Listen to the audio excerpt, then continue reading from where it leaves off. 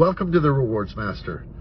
Today, because of all the crazy changes that have taken place with the alteration of current cards with bigger annual fees or changes in their policies regarding lounges and access, and then some new cards on the market like the Citi Strata Elite, I thought it would be good to kind of do a little bit of a tier list on what are the best premium travel cards. That's the expensive ones on the market. And so I've got a tier list prepared from S tier at the top all the way down to D tier at the bottom. And I'm going to try to include really the best known. Some of them are still available. Some of them have recently been changed. Some of them aren't available anymore, but some people still have them. And some of them you can only get through product change. So we're going to have an extensive list here today. Please hit the like and subscribe button, and let's look at it together.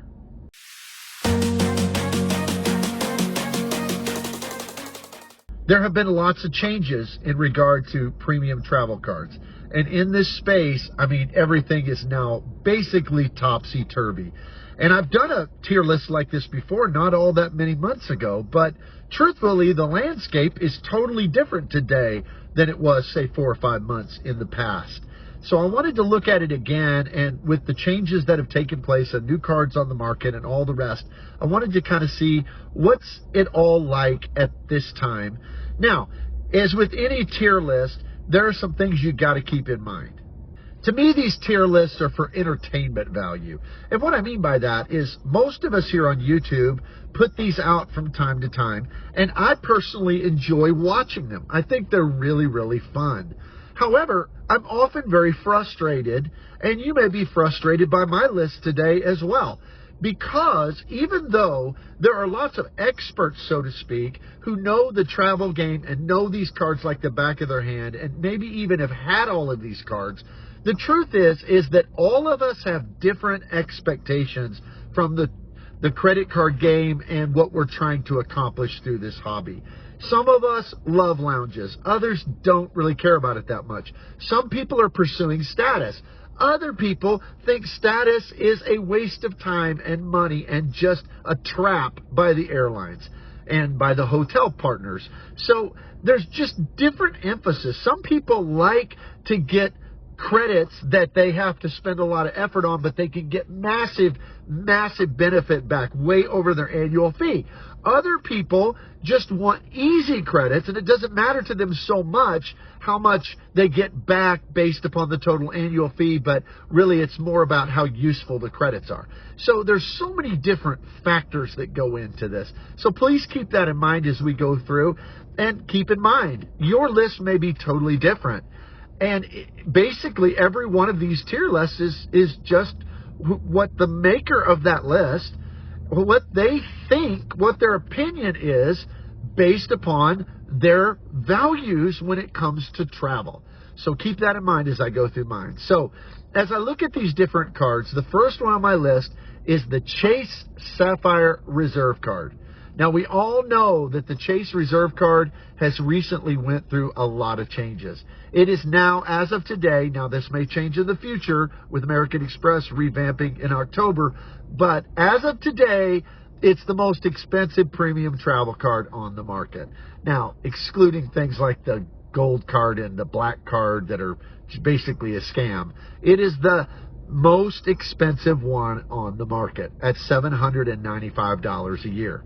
Now, for that, they give a whole bunch of credits. And some of the credits that they offer now are things like, you get an edit credit. That's their kind of fancy hotel collection. $500 a year, broken up $250. But you got to stay 2 nights, and these are real expensive hotels. So, is that very good? To me, it's kind of a whole lot of effort for that. Then you get their $300 travel credit, which has always been great, right? You get, of course, lounge access to all of the Priority Pass lounges, to their own Sapphire lounges. That's really good. You also get guests, which to me, that's one of the factors that matters to me, because I fly oftentimes with coworkers or with my spouse, and I want to guest them in and not have to pay for it. So that's a pretty valuable thing. It also has really better multipliers than some of the others. I mean, you get 3x on dining, you get really good through their portal, but you also get pretty good directly with airlines. I think it's maybe 4x directly with airlines. And so the card, even though it's taken away their kind of general travel category in their redemptions, I think the card overall, it's not as good for a lot of people as it used to be, and it sure takes a lot more effort than it used to. And even though, and I'm going to have this emotion a lot in this tier list, because even though I think the card is not very good for me, and I don't really want this card, and I think it's too much effort, I think overall, it's a pretty good card. And I'm going to put the Chase Sapphire Reserve, even with all the new changes, because you can get so much value back, the multipliers are better than some other cards, I'm going to put it in the A tier.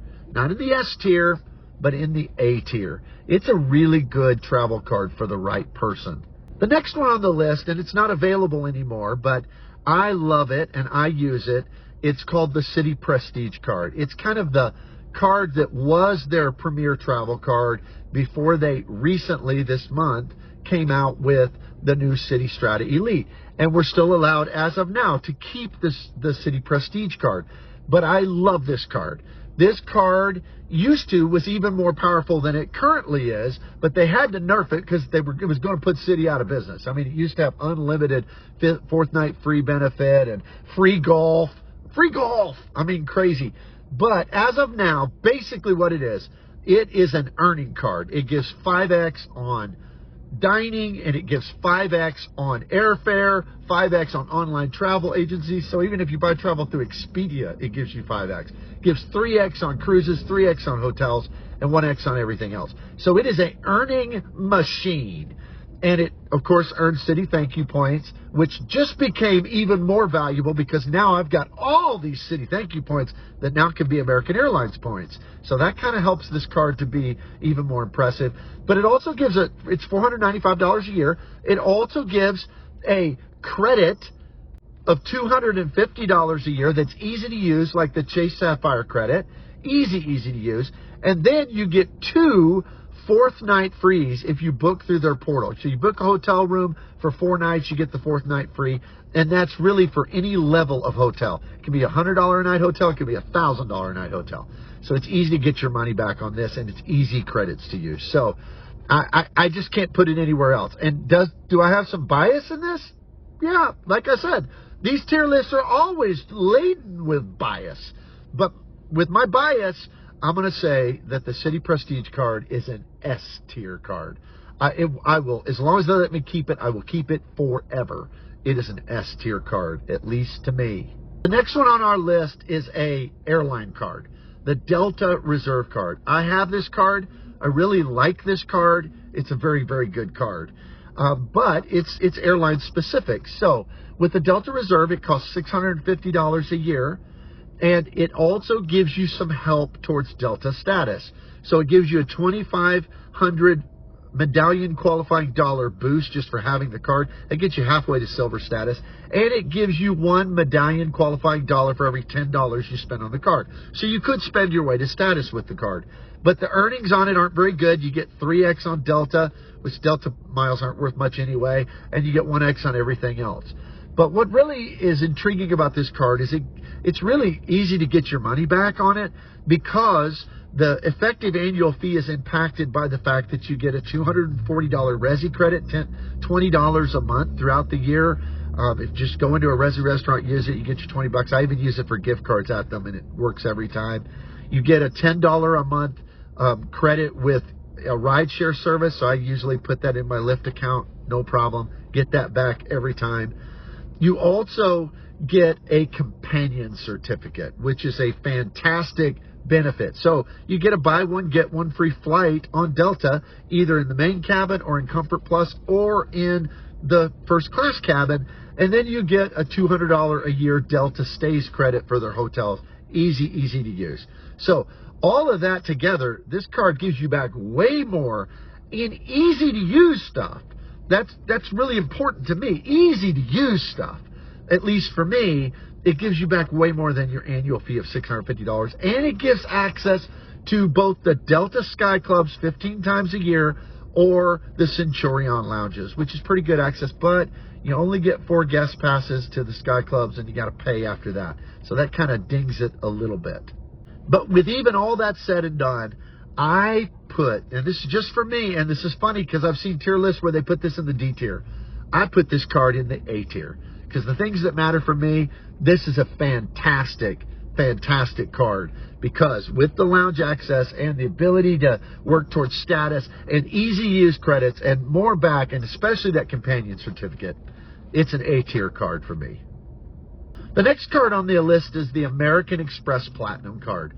And I think almost all of us who are heavy in the points and miles community know everything about this card. I mean, we've all had it, or the business card version, or both. It's got a high $695 annual fee. It gives back, I think they offer maybe up to $1,700 in credits. Some of them are awful credits like Equinox and Saks. Some of them are really good credits like the Airline, even though it's incidental and that dings it a little bit, but there are ways around that to use it for just about anything on airline purchases. And it also gives an FHR credit, digital entertainment credit. It's pretty easy to use, pretty simple credits to get back at least the $700 a year that the card costs. So where do I put the Platinum card? Well, one of the reasons people love it is because of its lounge access. I mean, it gives great lounge access to the Centurion Lounges. It gives it to Escape Lounges. You get a Priority Pass membership with guests, only to the Priority Pass, not to the others. You can go into Delta Sky Clubs when you're flying Delta. So it gives the most lounge access, but it doesn't give as much guest access as some of the others. So to me, that dings it down. And the thing that really, at least under my viewpoint and assumption, the thing that really hurts it the worst is the multipliers, because the card just is not an earner. Yes, it gives 5x on flights directly with the airlines, but then pretty much everything else is 1x. So that's just not great. I mean, it's a card, a premium card that should be your flagship card that never even comes out of your wallet. So weird. So where do I put it? It's certainly not a bad card, but I mean, I think a lot of people get drawn in thinking they'll get value, and there's just not as much to be had. So for me, I put it in the B tier. It's a B tier card. I've had these cards and used them and gotten benefit from them, but certainly not the most useful daily driver kind of card in my wallet. Just kind of a nice, pretty card that gets used on rare occasion, but really doesn't deserve to be leading the pack in my wallet. So B tier card for me. The next card on the list is the Hilton Aspire, and this is a top level Hilton hotel credit card, and it is amazing. I mean, it is $550 a year.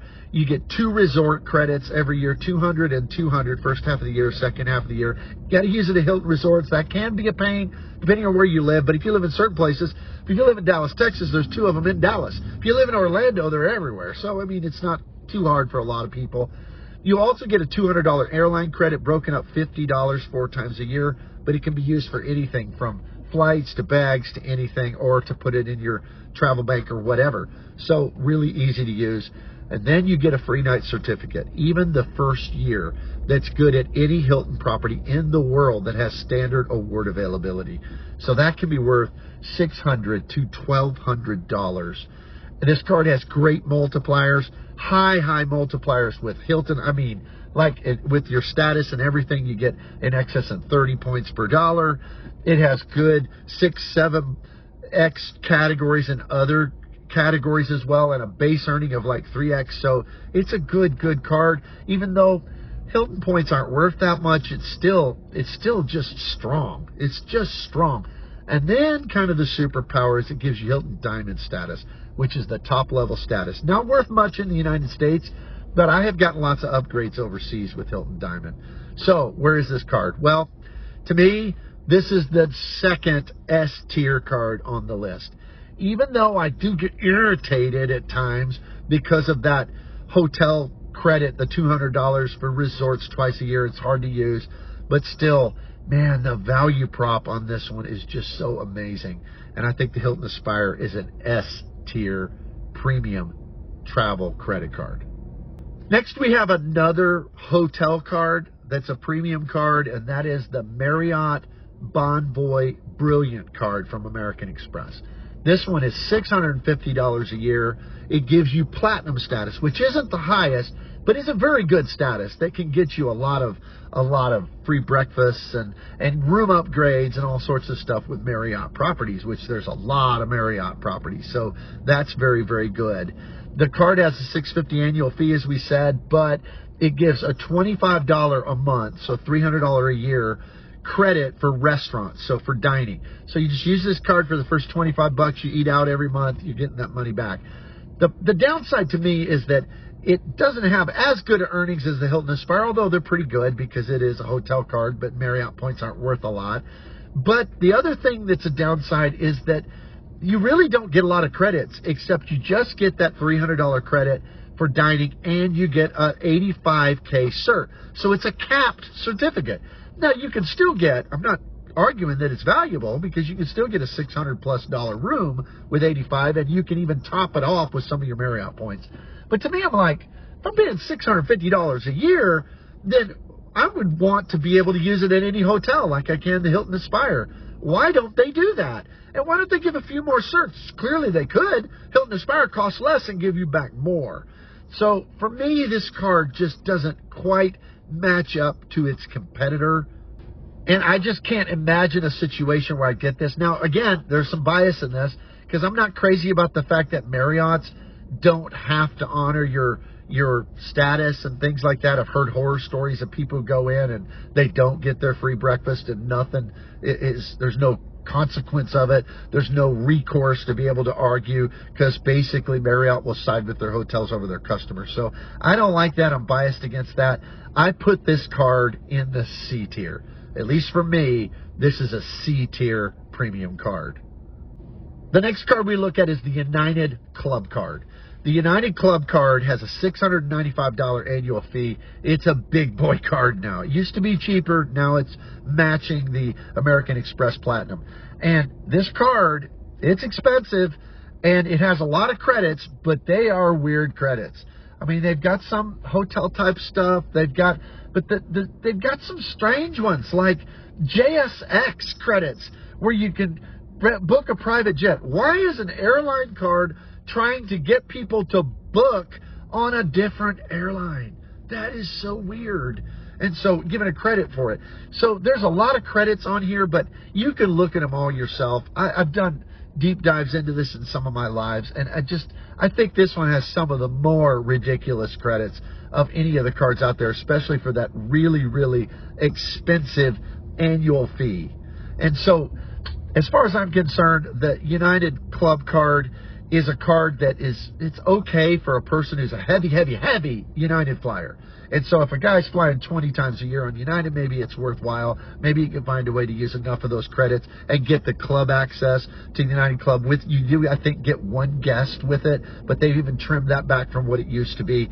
But there's also the reality that this card versus the AA cards and the Delta card, this card can help you get to status, but United's really stingy about spending your way to status. So to me, that dings the card as well. And I put the United Club card in the C category. Some of you may disagree. Maybe you know more about it than I do. I used to have the old United Club card. I liked it fine, but this one just doesn't seem near as good. I put it in the C category. The next one is a card that if you had asked me 3 months ago, it would have been probably an S tier card. And that is the Capital One Venture X. It is the cheapest card in this entire tier list at $395 a year. It gives a $300 a year of travel discount through the Capital One portal, which is easy to use. I've used it many, many times. And then it gives some airline access. That's where it's different. It used to give the best airline access there was. I mean, it gave you 2 guests to the Capital One lounges, which are outstanding, 2 guests to the different priority pass lounges, and your authorized users that were free on the card also got all that access and guest privileges. Well, all that changed a month or more ago when they said no more guests for anybody. And if you want your authorized users even to be able to use the lounges at all, you're going to pay $125 a year. So what was one of the best lounge cards became overnight one of the worst lounge cards. So although I would have said that this card, oh, by the way, the multiplier's 2x on everything, which is kind of neat to have a premier card that is a catch-all card. That's pretty neat. That could really only be done with one other card on this list. Well, maybe some of the hotel cards, but really only one other card that's not a hotel card on this list. So that is a good feature, but to me, it's devalued. It was an S tier card, but today, if I were to say so, I would place the Venture X in the B tier of this list because it's okay, and for solo travelers it's just the same, but it's just not what it used to be, and that's just a fact. The next card on this list is the American Airlines Executive Card by Citi. It gives access to all the Admirals Clubs. You get 2 guests in each one of them, and it's $595 a year. It does have a few credits to help you get your money back. You get a $10 a month Grubhub credit for $120. You get $120 a year credit for Avis. Those are easy to use. And then it has the most ridiculous credit of all credits, which is the Lyft credit, $10 a month after you take 3 Lyft rides. Never, ever used it. It's dumb. I can't stand that credit, so I don't even count it in it. So you don't get but maybe half of your annual fee back, but you do get access to their lounges, which are very, they're not good, but they're very, very accessible. This card, though, helps people who are trying to get to status with American. Its multipliers aren't terribly great in some ways, but in other ways they're outstanding. So you get 4x on American purchases directly. You get 1x on everything else, but then you get 10x on hotel purchases and rental cars through Citi's portals. So that is really outstanding, particularly if you're trying to get status through the hotel portal, which I do. So I value this card extremely high because it also gives kind of a boost to your status with American. At 50,000 points, you get 10,000 more LPs, and at 90,000, you get 10,000 more LPs, and that helps you a lot to get to status. So I love this card, but if I'm honest, I think it's just a lower card. So I'm going to put it in the B tier just to honestly evaluate, even though it's one of the last cards I'd get rid of, and I love it, just to really evaluate it honestly, I think it's a B tier card. The next one on the list is the Ritz Carlton card. Now, this card you can't get by applying for it anymore. You've got to go and have a different Marriott card with Chase, and then you've got to have it at least a year, call it product change. It's $450 a year. It's touted as having the best lounge access. It gives priority pass with guests, and you can have unlimited authorized users, and they get priority pass with guests. And that's really good for $450. Gives a $300 travel credit that's supposed to be for incidentals, but there are reports you can call in, and you do have to call in. You can't just use it and get it back. Call in, and you might be able to, miles may vary, but you might be able to get a credit back even for airfare and other things people have said. So that's basically it. You also get an 85K certificate, same as on the Brilliant card. And so you can top that up if you want, and you get Marriott Gold status, which isn't worth very much at all. I mean, the other card at least gave you Marriott Platinum, which does get you room upgrades and does get you free breakfast and all that sometimes when the hotel chooses to honor it. But this one doesn't even come with that. I know a lot of people love this card, but to me, this card is just a B tier card. I mean, it earns Marriott points, which just aren't worth very much. Its earnings are kind of meh. They're not great as far as its multipliers. So to me, the Ritz-Carlton card, it's just a B tier card. The next one is one that was touted as one of the best there was. It's recently gone away. They're bringing it back. The U.S. Bank Altitude Reserve. Now, this one doesn't earn transferable points like some of the others on this list, like the Amex Platinum and the Chase Sapphire and all that. But it did earn points that were very valuable before. They were worth 1.5 cents per point in U.S. Bank's travel portal. That's changing. It's not going to be that way anymore. They say they're adding travel partners. We don't know what those are. But the things that made this card amazing for people before, at a $400 annual fee and a $325 easy-to-use credit for dining and travel, it was kind of a no-brainer. It was easy to justify. But now they've taken away that 1.5. They've put caps. The other thing people loved about this card is it had 3x for mobile wallet purchases. And so anywhere you could pay with Apple Pay, Google Pay, whatever, you could get that 3X and then get the 1.5. Well, they're capping that. It's still a pretty high cap, but they're capping that now. And so I don't know where else to put this card, because it seems like the new iteration just is not going to be competitive with the others. So I put the U.S. Bank as it sits now, and as they're saying it's going to be in the future, I put it in the C tier of this list. Which leads me to the last card that we're going to look at, and it is the newest card in the game. That is the Citi Strata Elite card. Now, the Elite card comes in at $595 annual fee. It has several credits. They are easy-to-use credits. I know this because I've been using them the last few days. I mean, I've used the Black Lane credit. People say, well, it's not going to give you good value. Well, I found a car service. It was $105. So it's costing me $5 to ride in a much better car. So that's pretty easy to use. The other thing, that gives that, by the way, twice a year, $200 credits in January to June, July to December. And then it gives a $300 credit for 2 nights or more through Citi Travel for hotels. Recently used that. That was super easy to use, no problem. And then it gives $200 splurge credit for like Ticketmaster, American Airlines, Best Buy. There's some others, and you choose the ones that you want. But what's interesting to me about this card, and I know some people don't like this about it, but it has some really interesting multipliers. If you shop through a portal, there's just nothing better. 12x through their portal on hotels and cars, 6x on flights. But it gives 3x on dining, and then on Friday night and Saturday night, it gives 6x on dining. So I recently went in on Friday night during the allotted times.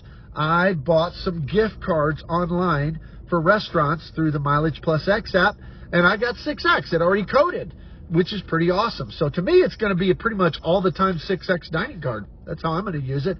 So the card, that's a multiplier on it. Really, the rest, though, is that it has a multiplier of 1.5x on everything. So when I said there's one other card on this list that could be a catch-all, I think this one could be at 1.5x. Yes, I know Citi has another card that'll give you 2, but if you just wanted one card as a catch-all that's a premier card, this one would be pretty good. So where is it? Well, I'm going to put this card, and I know others will disagree, but I kind of like it, and I'm going to put it at the B tier on this list. So that's my breakdown. And really, I only have 2 S tier cards, the Hilton Aspire and the Citi Prestige, and I have a few that are at the bottom of the list. Brilliant, the United Club card, and the U.S. Bank Altitude Reserve in its new form. So that's what I think. But these are for entertainment value. Everybody's lists are different. I'd love to hear your opinions down below. Where did I miss it? Where could I have put a card in a little different spot? And did I miss any cards that I should have included? Let me know below. Please hit the like and subscribe button. Consider the channel membership, just $2.99 a month. Cancel anytime. I appreciate you, and I will see you here next time.